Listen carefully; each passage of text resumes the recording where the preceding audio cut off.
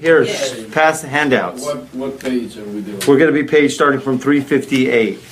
Page 358. Here's 2 copies for you. Thank you. 35 in here. I'm going to tell you right now. There you go. Okay. So here we go. It's a very interesting Zohar here. You always hear about it, you talk about it, but you never get to really see it inside. So here today we get to see it inside, God willing. Okay? Okay. So this is, first it starts with on page 34 actually. It says Curated Rabbi. Gotcha. No, not your page. I'm talking about it in the Hebrew. Okay? Page 34, Lamed Daled. Parshas Noah, Curated Rabbi, which they say here in the Hebrew is translated. So you see where it says Tosefta? Yes. Right, Tosefta. Tosefta is an addition. Oh. Now usually he doesn't, the author here who translated the Zohar here, he didn't put any additions in, but you'll see in the Zohar there are a lot of additions. Some versions have them, some versions don't. He put it in here because every version has this specific addition. Okay? So therefore, but his translation is like this. Okay? So I thank God that we have the Daniel Frisch version, the Mitoch Midvash, who can help us in a much better way, because look what he says. Incredible clusters. Yeah, right. What's a cluster? Something that you eat at a nice bar, a chocolate cluster. Is that like nuts with nougat and nuts? Seriously. Cluster is like, It's called the It's a Zohar celestial cluster. fluff. It's by Kellogg's. Thank you. Right, there you go. Impregnable castles. Okay? Impregnable, what is going on with this? That's better. Okay. Impregnable castles. Wow. Well, what does that mean? No, stop. Thank God. you can't penetrate the Perush. Malachim hakshurim barum harakia. This is talking about angels which are bound in the heights of the firmament. Okay? That was incredible clusters. You said. But here it's specifically referring to malachim, angels. Kasture dehahi sitra, which means impregnable castles. That's how he calls it rather, quaestors of quaestors. Okay? Yeah, everybody knows what that is. What is it? It's a cereal. No. Angels which are bound in the what? Angels are bound which are tied or bound in the heights of the heaven, of the firmament. And the questors, What is that? someone's better Google it. Google it. What is it? These are appointed, these same angels, they are appointed and they are messengers from the height of heights. They give announcements. Hey, modim yitronam al hatachtonim. They go ahead and give an announcement, let know the yitronam, the advantages over those who are lower. In other words, I guess, what is it? They make known that there's something above. Okay? And you're going to see what they say. Okay? Because now they get to speak. In other words, basically, these are angels. Okay? It says in the Wikipedia, a quaestor, Latin for investigator, was a public official in ancient Rome. The position served different functions depending on the period. In Roman kingdom, quaestores, paracidi, kidi, whatever, quaestors were judicial powers, were appointed by the king to investigate and handle murders. Okay. Judges of kinds. Okay, anyways, here these are angels which are appointed and sent from above. Inquisitor, thank you. V'omrim, okay, so these angels, they say, Anan petichan ainin petichan udnin. We, right? Our eyes and our ears are opened in order to see and to hear. The anu shomim, and we hear, kal min kalya, nachis me'ela letata, mitabar turin v'tinarin, of sound. We hear the sound of sounds that comes down from above to below, that which breaks the mountains and the rocks. And the kol, this voice, machriz, it announces kedei la'orer et bnei adam mitar damatam, in order to awaken man from their slumber. Okay? So here we have the introduction. There are angels. There are sounds. Okay? And these angels are going ahead and making an announcement. Okay? That we hear a voice, we hear a sound. It's these anu shomim, we hear, right? And this voice, actually, it's interestingly enough, it reminded me of this passage of, there's a passage in Pirkei Avos, there's a Mishnah in Pirkei Avos that every day a voice from Sinai goes out and calls out, Shuvu Shovavim, right? Return, backsliding children, right? Or wake up, right? So they ask a question. The Baal Shem Tov asked the question. It says, like, well, there's a voice. So there's an announcement that comes from Mount Sinai every single day. I don't hear it. You know, no one, CNN is announcing it. Definitely not that they would, even if they heard it. But or anything else, no one is. No scientist. No one's. So he explains that when a person gets a thought of tshuva in their mind, the most subtlest thought that enters their mind, that is that hachraza, that is that announcement from Sinai. In other words, the person, he gets a little idea in his mind throughout the course of the day, I can do better, right? I can change. I can. That is Mount Sinai. That's that signal, the transmission. So there are many transmissions which enter into our minds, and this is also a transmission, it seems. It comes from the highest of heights in order to wake people up from their sleep. Does it work?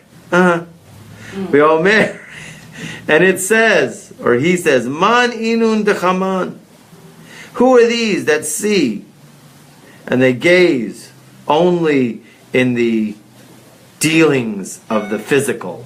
Talking about these angels are looking at man and going, oh, these men. Who are these people? They're just looking at, what are they looking at? Right? In other words, inun dechaman, they see, but they velo chaman, but they really don't see. What does it mean, the lo see? They don't see, they don't contemplate the spiritual matters. You know, when God gives us up, when I walk out the door, today was so beautiful, and there was a bird, when it was sitting on top of the tree, and it was singing, it was beautiful. And the tree is budding, you know, it's like... And what do the birds say? Beautiful music. But that was like an announcement from God. Okay, to me. Some birds, you know, they got something to say.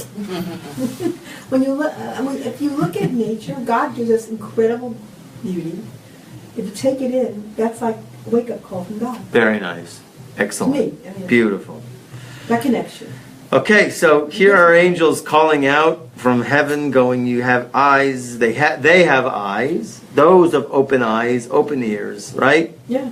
But they don't see. Velo chaman, velo roim. They don't contemplate the spiritual matters. Ve'em atimim udnim setimim ainin velo chaman velo shamin velo yadayin besuch lasanu.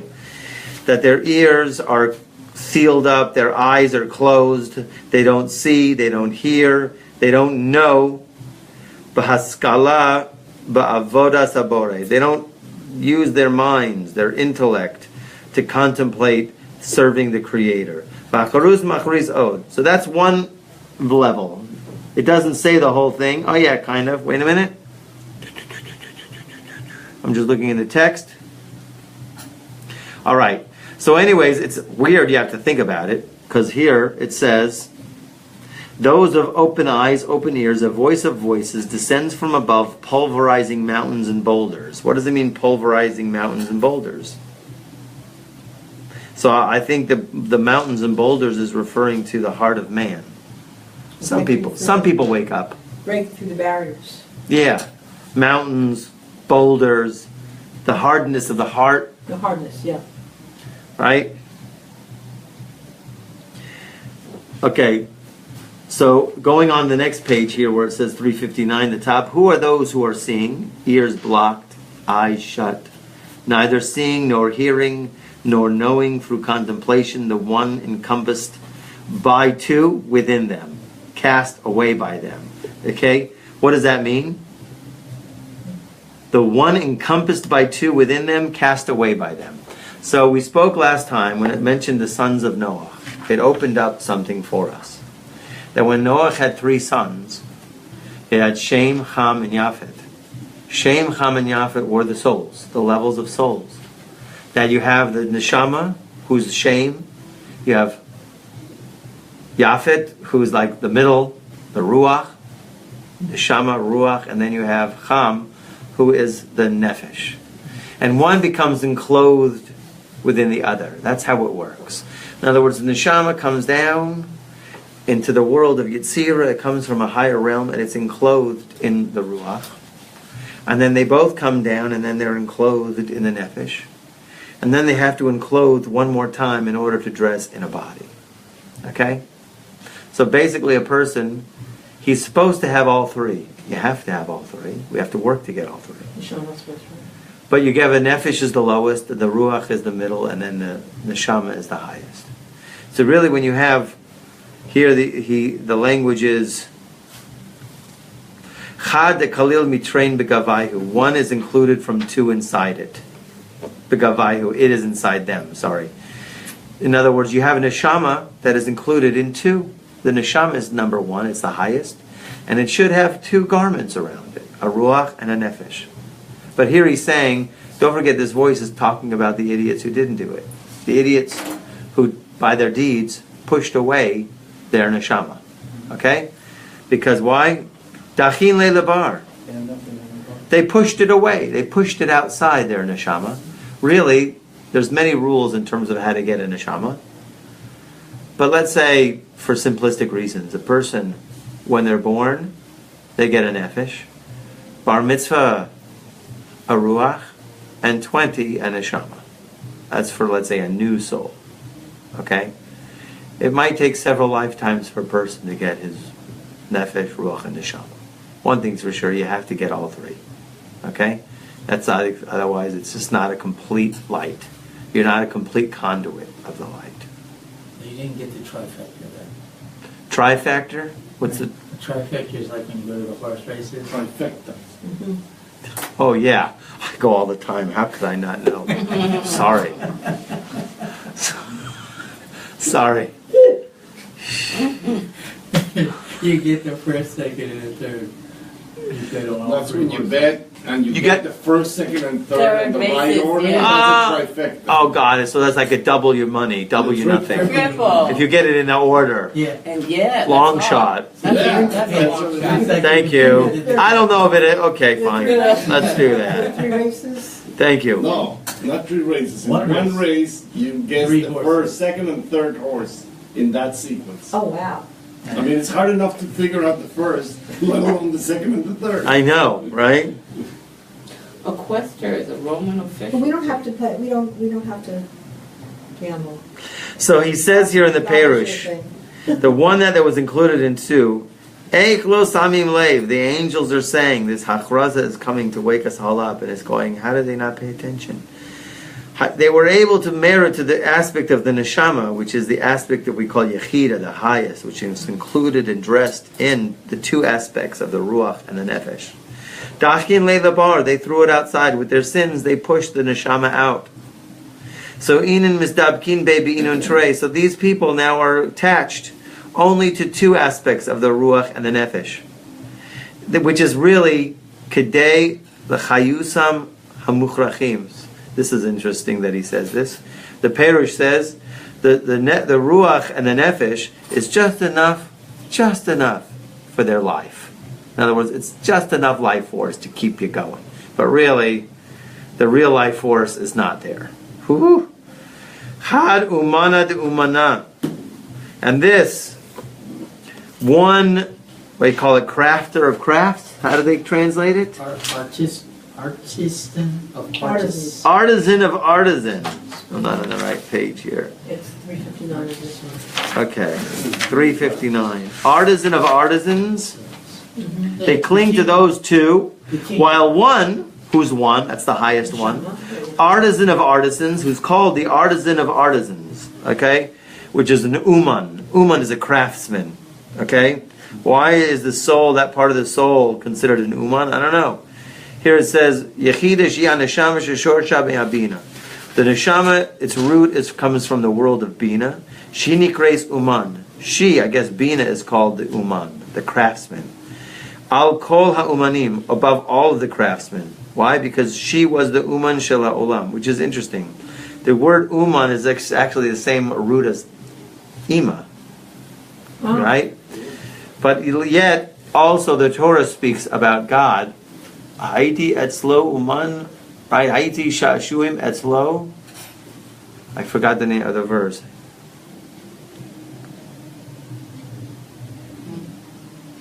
Haiti Uman etzlo yom yom.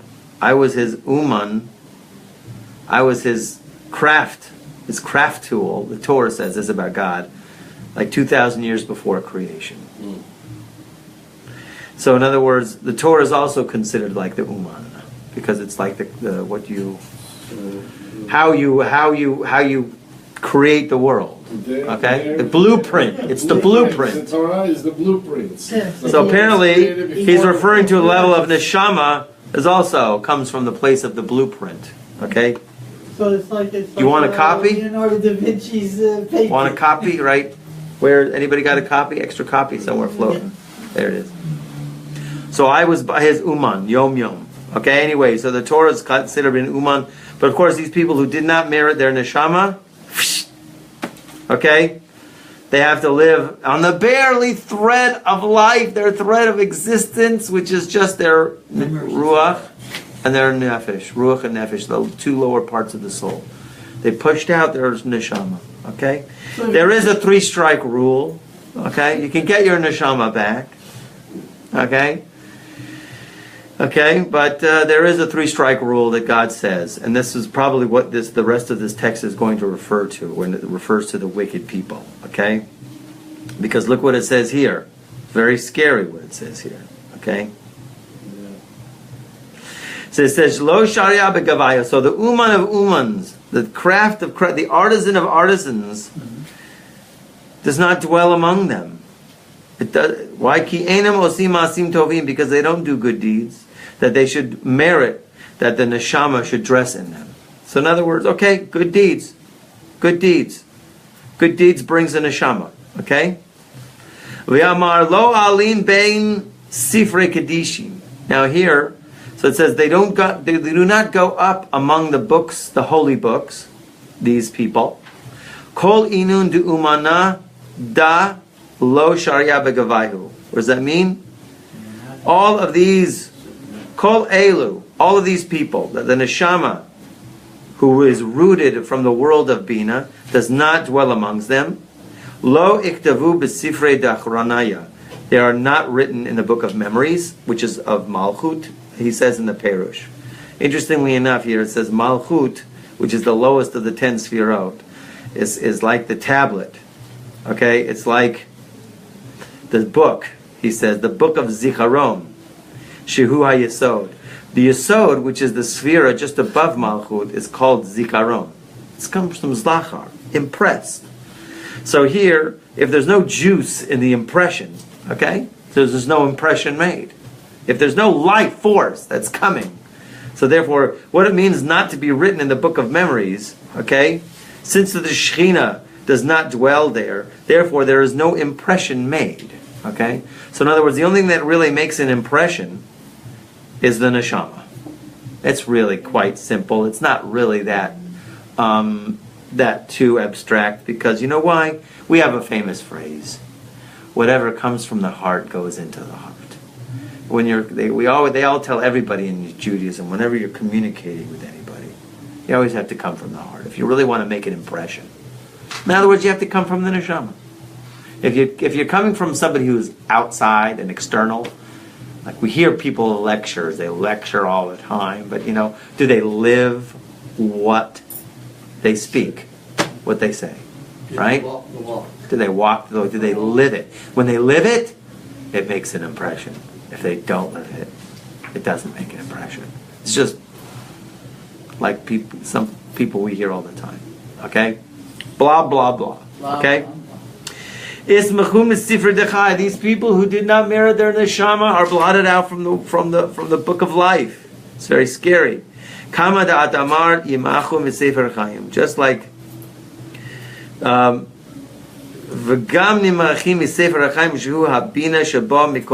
Because what?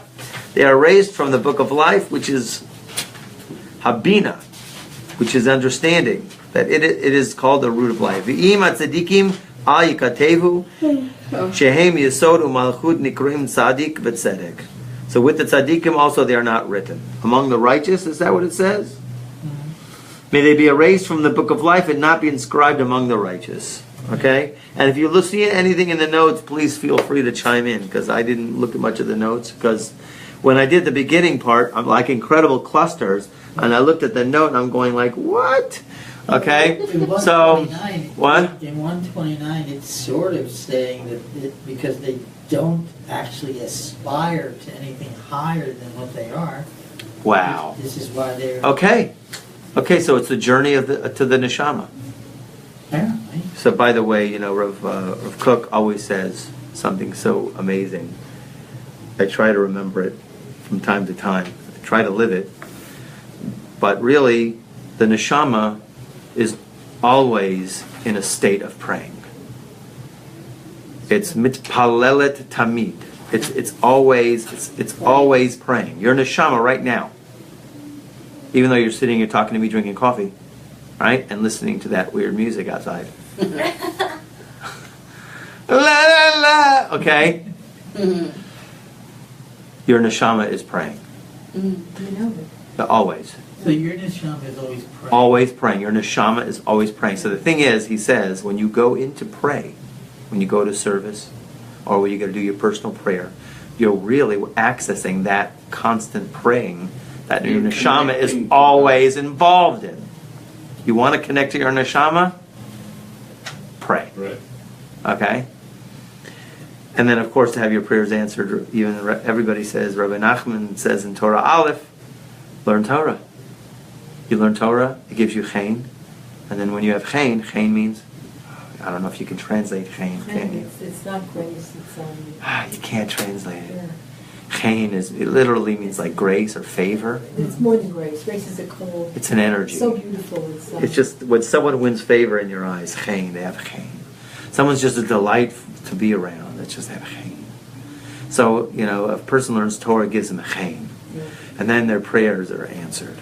They emanate it. You don't have to talk. You just be around them and feel it. Okay, buckle your seatbelts, Dorothy. Now we're going to go into the drive-by tour of Gehenna. Okay? Oh boy. But come on, it's fun. The netherworld. This is a drive. Come on, everybody likes to learn about Gehenna, right? There is no concept of hell, right? But this is the Zohar's imagery. But don't forget, I'm going to give you a little inoculation before we ride through this. Okay? The Baal Shem Tov says there is no such thing as hell or Gehenna. It's right here. Okay.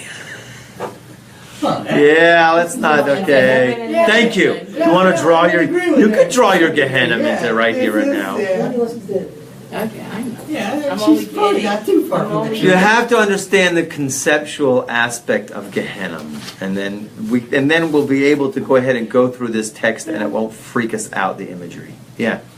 And didn't Yaakov also, while being physically alive, when he lost his son, fall into that state of Gehinnom, fear? Yeah. Because he was like, oh, my son is gone and I will never see him for a long time. Excellent. Kind of, in an aspect, yes. No, Shekhinah is Gehenna. His eyes dimmed. That was Yitzchak. Yitzchak's eyes dimmed. Yes. Yaakov was just sad. And we know that the Shekhinah doesn't dwell in a place that is sad. No Shekhinah. Okay? So if you see a sad person, you just say, no Shekhinah for you, 6 months. Okay? Shekhinah Nazi. Okay? So, what? So he says basically, what is Gehenna? Gehenna is what the souls, because of their deeds, become coarse. And there is no place called Gehenna. God just brings those souls to the Garden of Eden. But because those souls are coarse, therefore the light comes out very painful. It's painful. It's like being exposed to a light that is so bright you cannot enjoy it. It's too bright. Yeah. You go out to a bright. Sometimes I've been out to a bright sun, and it's just like, no, this is not pleasant. No. It's not pleasant. It's No sunglasses, no shades, and just reflecting all back to you from every side. Right. It's not pleasant. No. So Gehenna is like the soul is in a party that it can't stand. Okay? It's like you ever go to a place, gathering of people, and you just want to leave right away. I think that's not like Some people are that. not. It is, and you just want to leave, and then you're with somebody, and they're lingering, and they're having a great time, and you just want to leave. Or being lactose intolerant in a cheesecake world. What's for breakfast? Cheesecake. Lunch? Cheesecake. Okay. Or Houston on a What? Or Houston on a hot summer day, Ah. where it's like, I thought the sun was supposed to go down already. Yeah, right. And it's 11 o'clock at night, and you're still, yeah. But really what it is, it's the souls are in the light, and it's uncomfortable. It's painful for them, okay? Until they get used to it. Because we have our concept, okay, of Gehenna is a cleansing. So naturally the light cleanses the soul and breaks apart the coarseness that the person is actually able to enjoy the opera, cheesecake, or whatever it is. So then comes the cold. We'll talk about, you read ahead. Okay, very good. Somebody read ahead. Cheating. It's okay. You want people that have read it, right? Yes, exactly. It's true. I should send out ahead of time. I will, God willing. Remind me. His daughter says he studies ahead of time for the class. Well, I try, but I didn't study this. This is something I've Vilon. So let's read. Vilon. Okay, we're on page 360. Woe to them that when they leave this world, woe to their lives. Who will plead for them? Okay? Vilon kad yifkun mihai alma. They go out from this world. Vilon man yisbalon. Kadim sarun bidad aduma. Who's going to ask for them when they are handed over to the hands of Duma? Okay? Who is Duma? The bell ring perfectly. Okay? Hello? Right? So Duma here, he says, is, let me look in the here. What do you want? Literally Yeah, I'm talking, silence. Daddy. What do you want? Yeah, that's what it means, silence, but I'm going to look here, see what it says here. Yes. Oy lehem mi yitba'osam, Ritzei lamar mi yidurosh b'shlomam. Who's going to seek out their welfare? V'yisinigor, and will be their defense upon them when they're handed in the hands of the angel whose name is Duma. He is the Sar of Gehenna. He's the minister of Gehenna. In other words, he's the CEO of Gehenna. V'yisrafu sham be'eish adolek tamid, and it's burning there, or he is burning there always with a fire that is constantly going, that is never extinguished forever. Okay? In other words, there's a constantly blazing fire that's never extinguished. Okay? And they don't go out from there, those souls that are handed over to Duma, except, thank God, for Rosh Chodesh and Shabbat. Only the souls that kept Shabbat, and only the souls that kept Rosh Chodesh. Okay? It doesn't work for everybody. Okay? There are other passages in the Zohar way more frightening than this. Okay? And gruesome. Okay? So your ticket out is keeping. Well, at least if a person, God forbid, not anybody here, would have the terrible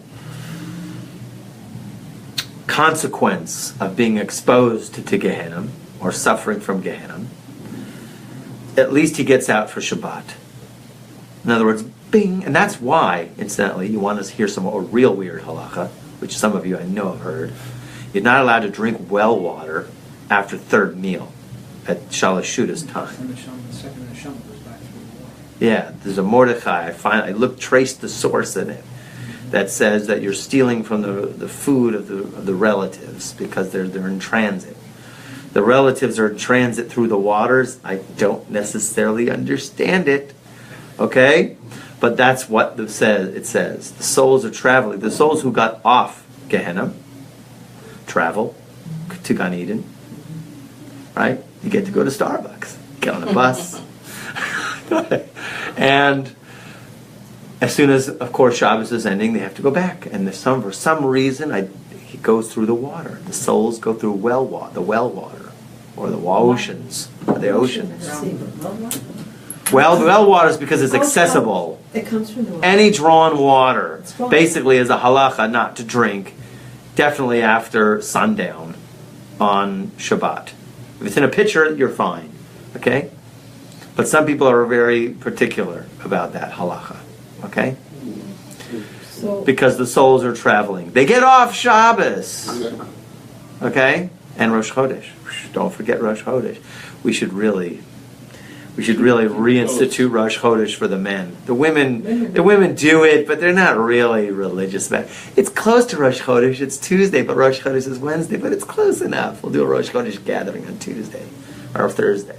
It's not the day. The day itself has holiness. Okay? It's not really emphasized enough, as we can see here. That's why my last name starts with a Shin and is followed by a Resh. Why? Shabbos Rosh Chodesh? Yeah, my last name is an acronym for Shabbat, Rosh Chodesh, Yom Tov, and Milah. Wonderful. That's how it was chosen. Okay. Wow, that's Nice. cool. Okay. That's cool. So anyways, the wicked people, that is the time of the menucha, even to the wicked people. Kama da atamar, like what it says, V'haya midei chodesh b'chadsho, midei shabbos b'shabbato, yavo kol basar l'ishtachavos lifnei Hashem Elokecha. That is, according to the chodesh, in its time, in its month, and the Shabbat, in its Sabbath, all basar will come to bow down before Lifanai, before me, says Hashem. In other words, all flesh comes to bow. In other words, everybody gets off. Everybody gets off. Okay? Does it make sense in the English? yeah. Somewhat? In the notes, it's Okay, fine. notes it's explaining. Okay. Footnotes. The basar karuza ubi starts a phone achriz alayhu v'yamar. So afterwards, what happens? Okay? The new moon is talking about here. But Motzi Shabbos and Rosh Chodesh, so then there was an announcement from the side of the north. That it makes an announce upon them, the Hayenu Malach Gavriel, here it says here in the parish, it's the angel Gavriel, makes an announcement upon them, Amar Yashuvu Rashaim L'Shula. Go back, wicked people, to the Sha'ul, which is basically Gehenna. Kama Chavile Tarikin is Kanashu Alayhu, and there, Kama Haburot Malachei Chabalah, how many heaps of angels of destruction there are, like Nachashim, like serpents, like vipers, which bite. They go ahead and start to gather you, and not you, but a person, and start to bite and eat them again. Okay? Ba'arba sitrin esha milahata begay ben hinom. Umanishi mosam be'esh halohetes ba'arba ruchot hagehenom. So I guess the punishment is in fire, which laps them, strikes them in the four corners of Gehenna. Okay? I don't know if that concludes our tour. Okay, so anyways, the wicked go back, snakes, vipers, these angels come and consume them. Again, they're like thrown back into a pile of snakes and fire. Okay, that comes from the four sides. V'yamar od, and it goes on. Ki telas zimnin biyoma mispakdan. There are 3 times in the day. Shalosh pamim biyom, it says here. Nifkadim and izkarim harashayim shebegehenim letova. 3 times, the wicked people are mentioned for good in Gehenna. V'lo od, I don't know what those 3 times are. V'lo od ela bezinad Yisrael asivu, and not only that, in the time that the Jewish people answer b'kol ram, amen yehei shmei Rabba mivarach. That by way of they saying, answering the Kaddish prayer, Baruch Hashem. Baruch Hashem, right? When you say that Kaddish prayer with a loud voice, okay? So then mamshichim, you draw compassion from the world of compassion, of the Kucha B'richu, is Maleh Rachamim, so the Holy One, blessed be He, is filled up with compassion, V'chais al kula, and He has compassion on everybody. So then the Kodesh, right? V'ramiz l'malacha d'mamana al tar'e de Gehinnom, and he hints v'romez l'hamalach hamamuna al shari Gehinnom, and we're not allowed to say his name, even though I think he wrote it here in the English, but we're not allowed to say that name. That's why you see it in parentheses in the Hebrew. Okay, it has like the abbreviation marks, and there's no vowels under it. So, who's hinting? Is God hinting to this angel, or the angel is hinting?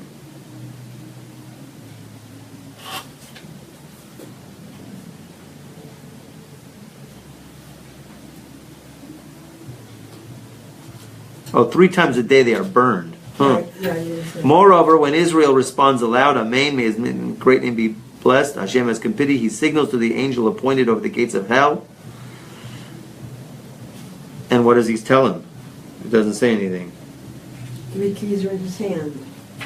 Okay. U'talas miftachan b'yadeyav. He has 3 keys in his hand. U'patach talas tar'in. He opens up 3 gates. D'bistar madbara.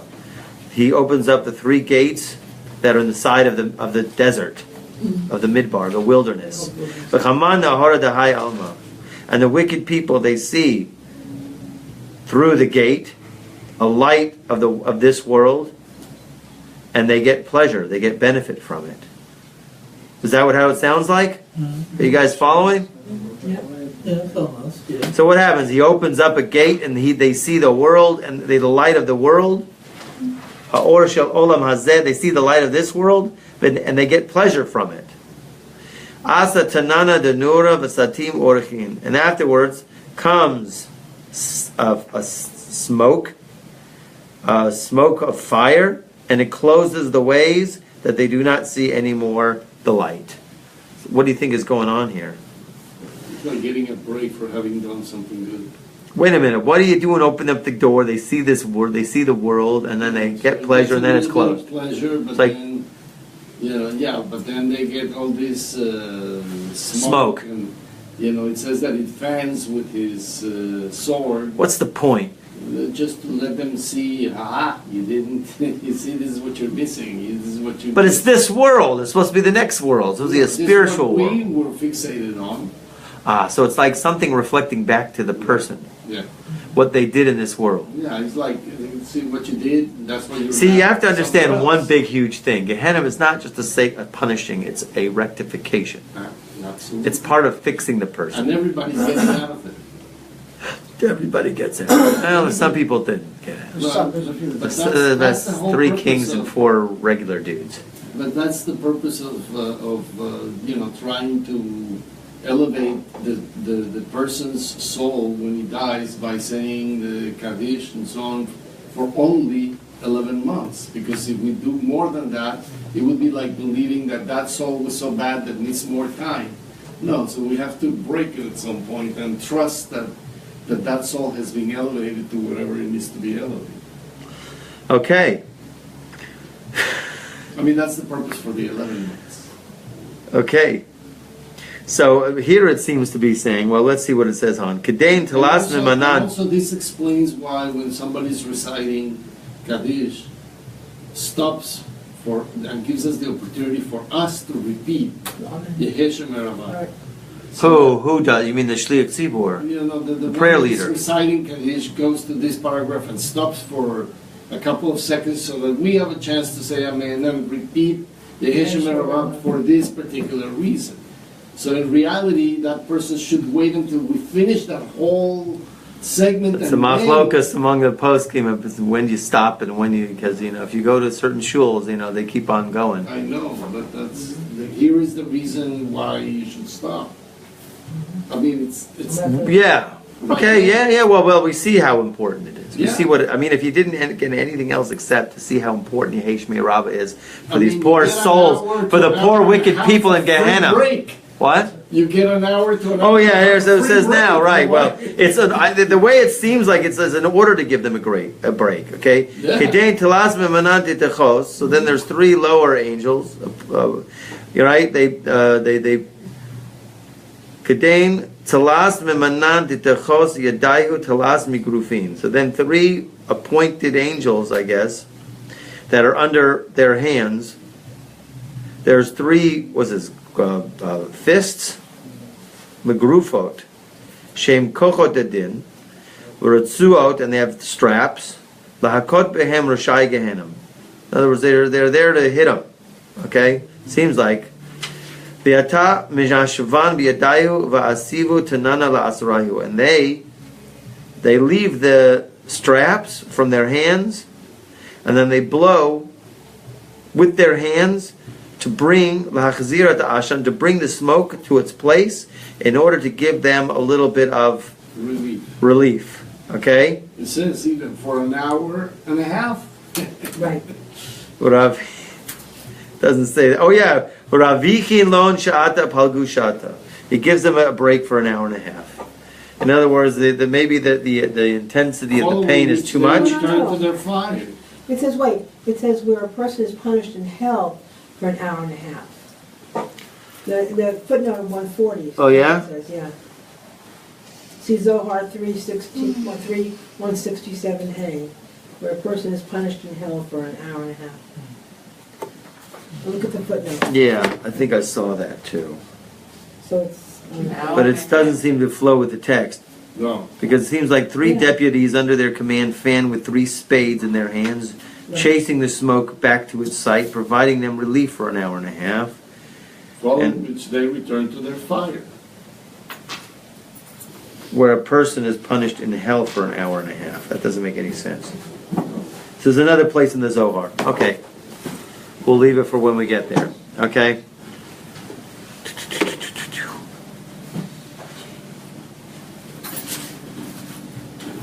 I forgot where I am. Yeah, well, we're talking about the importance. In essence, it boils down to how important it is to recite. Yeah, it seems like they're giving him a relief for an hour and a half, according to Hiroshu. Shiur Zaman HaTefillah, which is the time of the tefillah that Yisrael is praying. In other words, while the Jewish people are praying, or that time of the prayer, they get a break. So in other words, they get a break for Shabbos, you get a break for Rosh Chodesh, and you get a break when Jewish people are praying.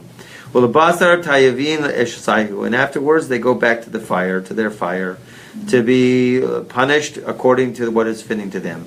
V'kein telas zimnim biyoma, and the same thing is with 3 times in the day, right? 3 times in the day, they have this reprieve, right, in the times of the tefillot. V'yamar od, u'bechol zina, and we say further, u'bechol zimnin, in each and every time, each also in the other hours that are in the day, that they are saying Kaddish, which is after a limud or a drush. In other words, after if people are in synagogue and they have a learning session, or there was a drusha, and after the drusha, there's going to stand up and everybody's going to say a Kaddish. So there's also relief for the wicked in Gehenna when that Kaddish is said. Damrei Yisrael, that the Bnei Yisrael say, Amen Yehei Rabba, Inun Ravachin Lo. Mamish gives them such manucha. We really don't know, right? Zakayin Inun Tzadikay Dorchayhun Menahara Bahu Alma Lechol Sitrin. Fortunate are the righteous people that their ways are straight in this world, and they give light in the next world from all sides. V'nitzulim min ha'choshech. They're saved from darkness and the fire of Gehenna. Kamat ad Amar, just like what it says, V'orach Tzadikim K'or Noga. The ways of the righteous are like the brightness of the light, the shining of the light. I don't know how they translate it. Holech v'or ad nachon hayom. It goes and it gives light until the brightness of the day. How do they translate? Full day. Okay. Let's go a little bit more. Let me just read this little note here, because he has an interesting note here. From this mamar, we learned how good is it? Kama tova osim Israel. How much good does the Jewish people do, the live ones, with the dead, wicked ones, which are in Gehenna? Because that they learn Torah and they daven in the synagogue and in the study houses, and with increasing the Kaddishim to answer Amen Yehei Shmei Rabba Mivarach, that the segula of Kaddish, the special property of the Kaddish, is to draw down shefa of compassion on the wicked, and then is given to them a little bit of rest, reprieve. V'gam segula tzolahotzi et harashayim min Gehenna. Also, it has a segula to actually, he says here, to bring the wicked out of Gehenna before the time of their punishment. Because it's the will of God to do good to his creations, because his compassion is very great, even on the wicked people in Gehenna. Okay? And that's exactly another way of saying, by doing that, especially the person who is praying for someone else, is to really elevate the soul.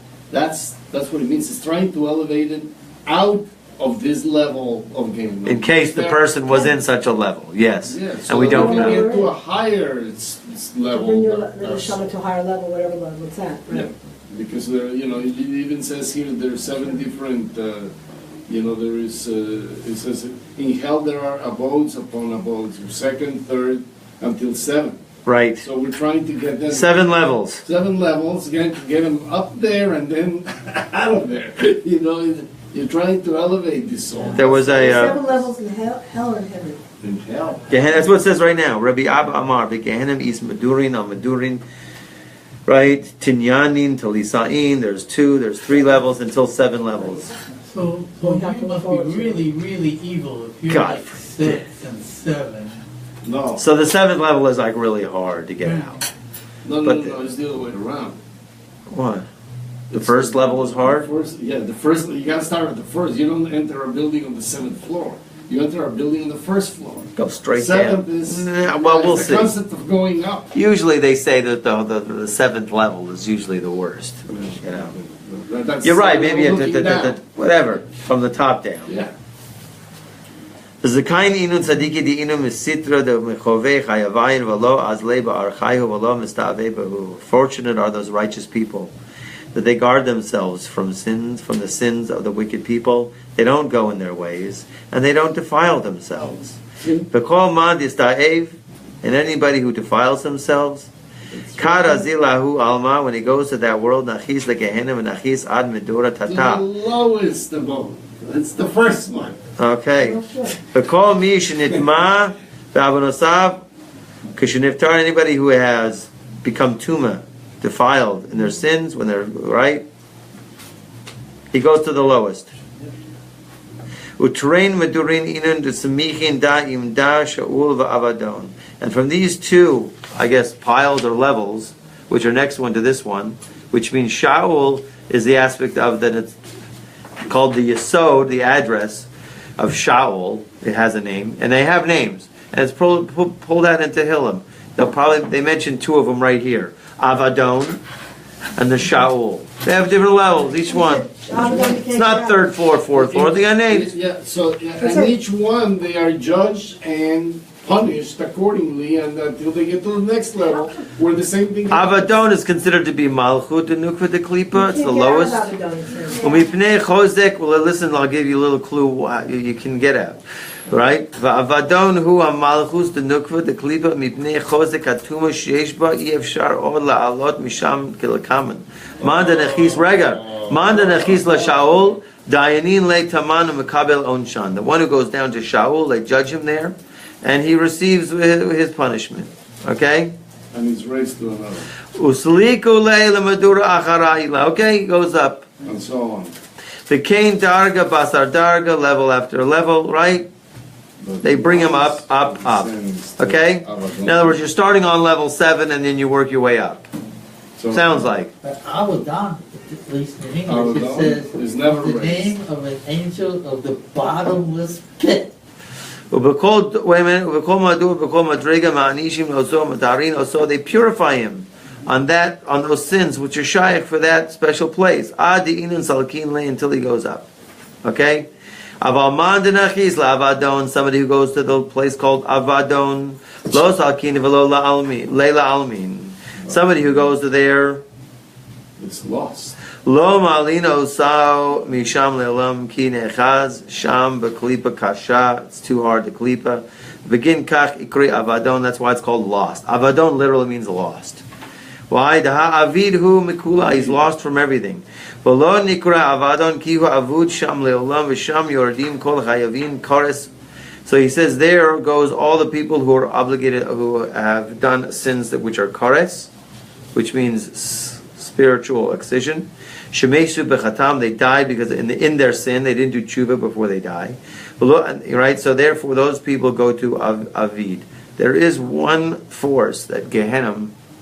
I will end here. Okay, we can go more. This is a fun tour, isn't it? Yeah, we're going to be left in the middle. You're right. We should go fast and just skim over.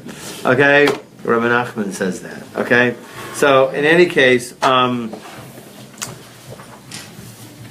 forgot what was good. Oh, the force Is a wicked. No. The force that could get you out of Gehenna, no matter how low. And he kind of hinted to it in the words here. Okay. Except Aviv. If you're said the first. One who sins to Avon is never raised. No, I forgot where I saw it. One who sins to was judged there. I forgot. I didn't see it here. So they said he has no hope. Okay? I forgot where I saw that. In the other book. Must be. He has no hope. But really, the idea here is the thing that gets anybody out of Gehenna is hope. Hope is kaveh. It is the line that we spoke about in the earlier classes. When the Hashem made a tzimtzum, it was a tzimtzum, they were first, the tzimtzum, the constriction was in concentric circles, this one inside this one. And then there was a line that was extended inside this circle. The line in Hebrew is called kav. It is the hope. If there is hope, Gehenna can't hold you. The idea, one Rabbi, Waxman, he said, their punishment, what is Gehenna? Lack of hope. That's Gehenna. Because if you have hope, you still have an inner feeling of goodness that things are going to get better, or they're going to get out of whatever situation. And that thought creates a reality and an opening for a Kodesh Baruch Hu to bring a person out. A person should never give up hope. There is no Yeush. Yeush, which means abandonment. Yeush means despair. Despair, the Lubavitcher Rebbe said, is a concept that is completely out of reality. It has no basis whatsoever. Complete fabrication. Despair. There is no despair. And Rabbi Nachman says, Ein Yeush be'olam b'chalal. There is no despair. A person should always hope. How do you spell And that hope pulls a person right out of Gehenna. How do you spell it? What's the word for despair? Despair Yeush. Yud Aleph Vav Shin.